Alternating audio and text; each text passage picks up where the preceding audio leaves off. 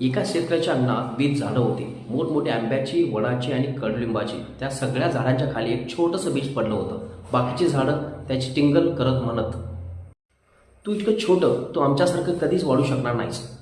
बीजाला दुःख झालं. एक क्षण तर त्याला वाटलं की कदाचित ते खरंच कधीही वाढू शकणार नाही. पण मग त्याने विचार केला, आज मी छोटा आहे, पण जर मी रोज थोडं थोडं वाढत राहिलो तर एक दिवस मीही काहीतरी मोठं बनू शकतो. ते बीज हळूहळू जमिनीत रुजलं. पाऊस आला, ऊन आलं आणि काळ जसा जसा पुढे गेला तसं बीज अंकुरात अंकुर झाडीत आणि झाडी शेवटी एक सुंदर हिरव्यागार फुलांच्या झाडात बदललं. आज त्या झाडावर गोड गोड फुलपाखरं येतात, पक्षी बसतात आणि शेतकरी त्याची खूप काळजी घेतो. आता बाकीची मोठी झाडे देखील त्याला सन्मानाने म्हणतात. छोट्याशा बीजाने दाखवून दिलं, मोठं होण्यासाठी मोठं जन्माला येण्याची गरज नाही, मोठं होण्यासाठी मोठं स्वप्न पाहण्याची गरज असते. तुम्ही आज कुठे आहात हे महत्त्वाचे नाही, तुम्ही कुठे पोहोचू शकता हे महत्त्वाचं आहे. हळूहळू सातत्याने केलेलं काम एक दिवस ते मोठं फळ देतच. स्वतःवर विश्वास ठेवा. इतरांच्या शब्दापेक्षा तुमच्या प्रयत्नांची ताकद जास्त असते हे लक्षात ठेवणं गरजेचं आहे.